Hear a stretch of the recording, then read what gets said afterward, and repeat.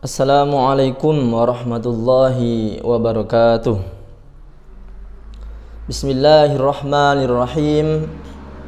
Alhamdulillahi rabbil alamin.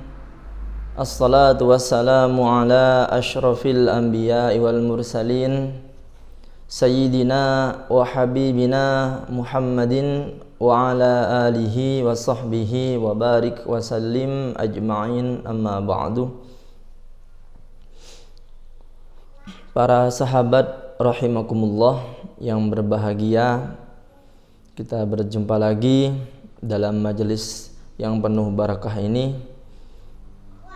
Tentunya kita berharap agar Allah menjauhkan kita dari bencana wabah ini yang disebut dengan wabah COVID-19, dan semoga cepat berakhir.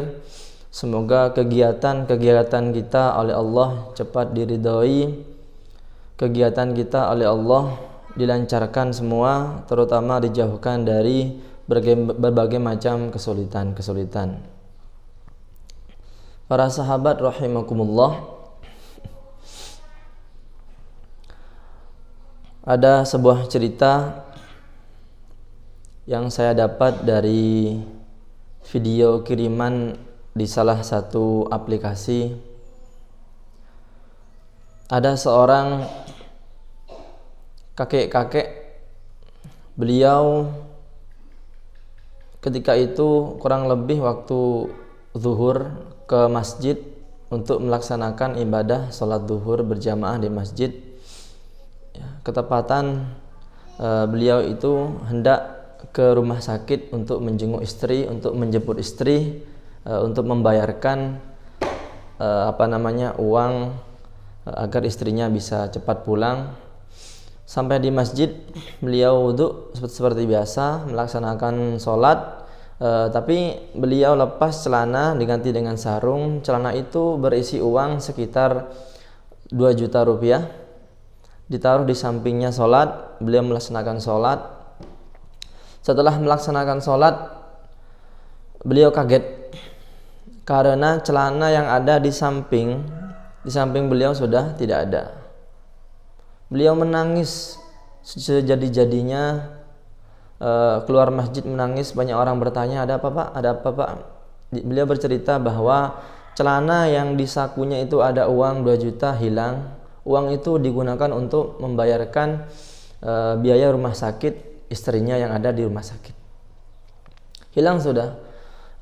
Sampai ada salah satu pengguna aplikasi itu merekam kejadian ini, direkam sambil diceritakan kronologi hilangnya uang tersebut, diceritakan, diupload di sosial media. Setelah diupload, sudah kakek ini sudah hilang, kakek ini sudah pulang seperti biasa. Setelah diupload, ternyata banyak respon atau komen dari para netizen, ya kalau kita kenal dengan sekarang. Banyak komen di sana, kakek ini berapa uang yang hilang, sekian. Bahkan netizen tersebut tuh siap membantu berdonasi untuk kakek tersebut.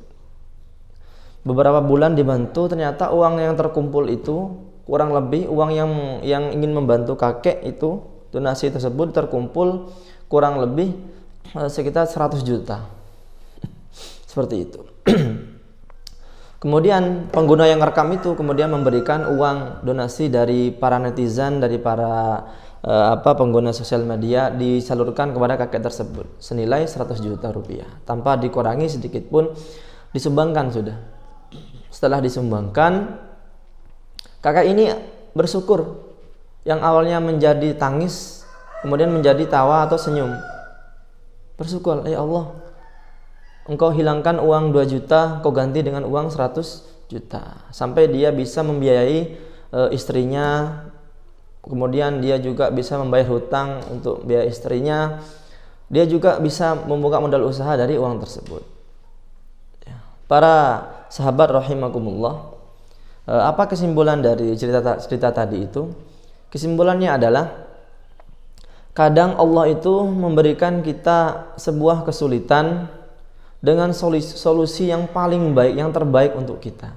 Karena Allah lebih tahu apa yang terjadi pada kita, dan Allah juga lebih tahu mana yang terbaik untuk untuk kita.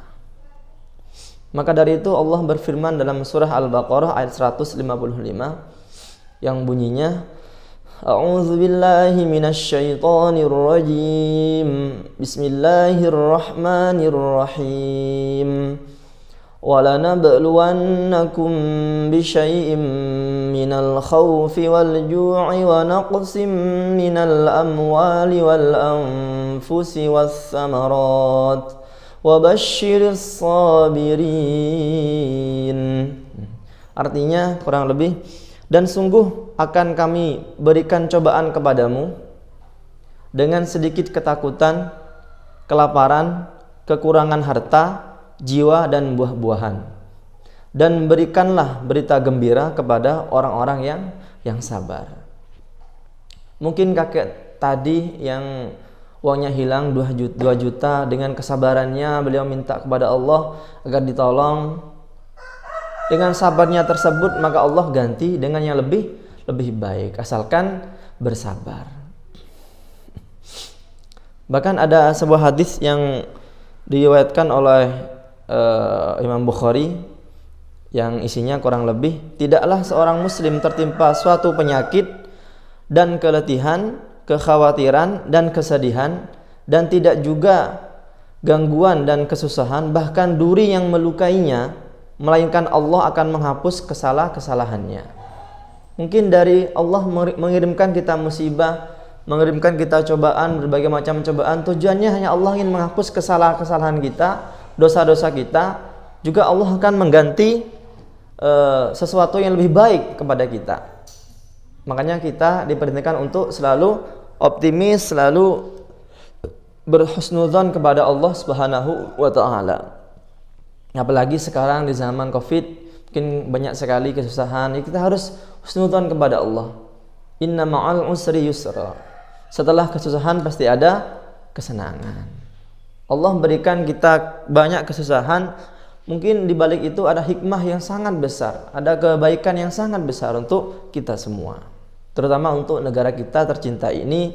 Semoga wabah penyakit Covid ini segera berakhir, asalkan kita tetap mematuhi protokol kesehatan.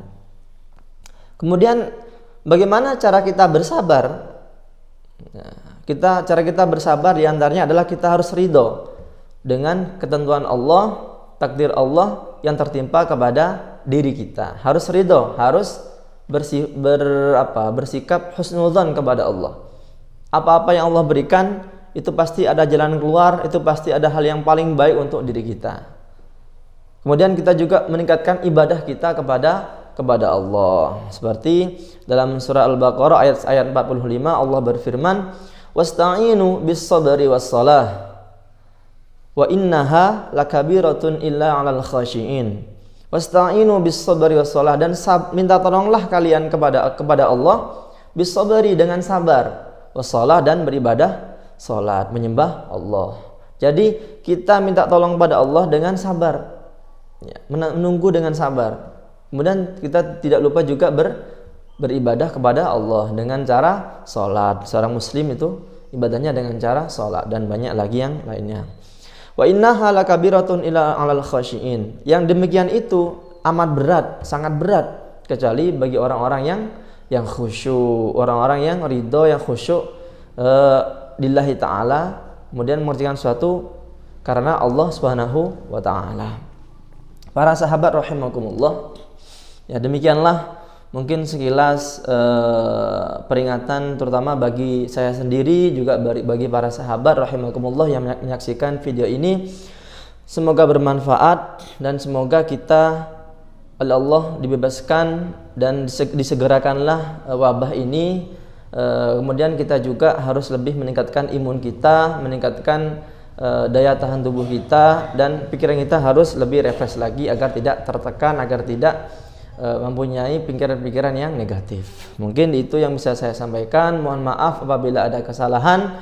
Ihdinas siratal mustaqim wal 'afwa minkum. Assalamualaikum warahmatullahi wabarakatuh.